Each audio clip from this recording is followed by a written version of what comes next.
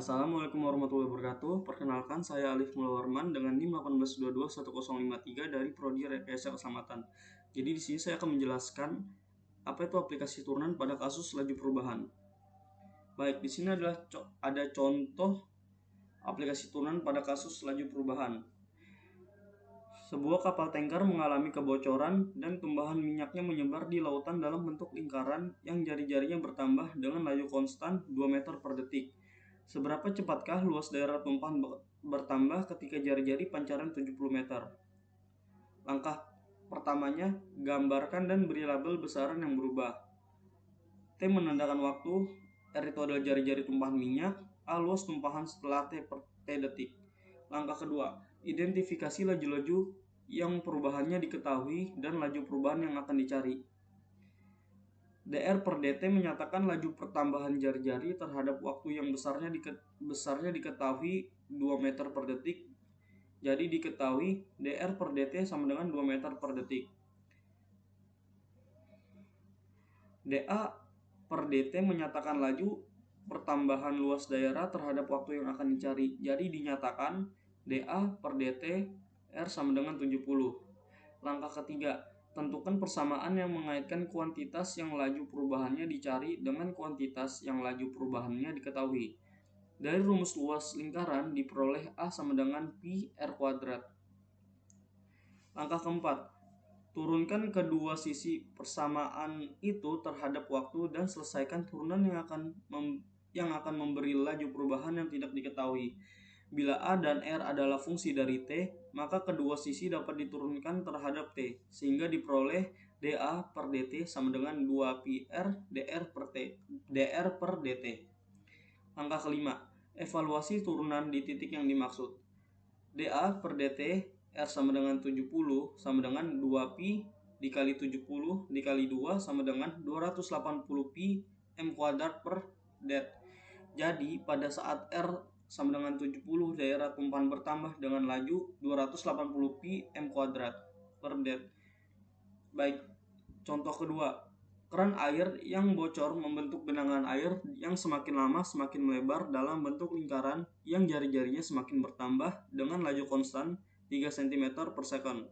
Seberapa cepatkah luas daerah tumpahan bertambah ketika jari-jari sebesar 35 cm?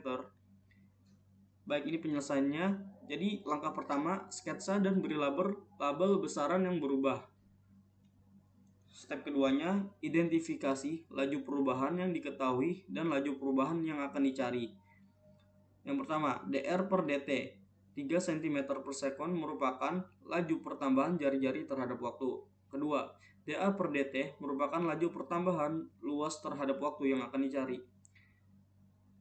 Langkah ketiga, tentukan persamaan yang mengaitkan kuantitas yang laju perubahannya dicari dengan kuantitas yang laju perubahannya diketahui. Rumus luas lingkaran A sama dengan pi r kuadrat.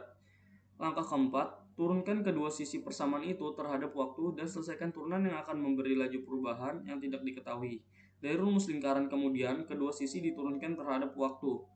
dA per dt sama dengan 2 pi r dr per dt. Jika R sama dengan 35 cm, maka genangan air bertambah dengan laju.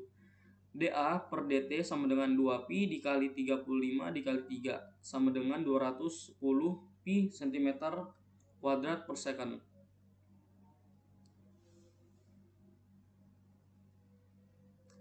Fungsi naik turun dan konstan. Definisi dari fungsi naik turun dan konstan, misalkan f didefinisikan pada selang tertentu, x1, x2 menyatakan titik-titik pada selang tersebut. A. F naik pada selang itu jika f x1 lebih kecil dari f x2 untuk x1 lebih kecil dari x2. B.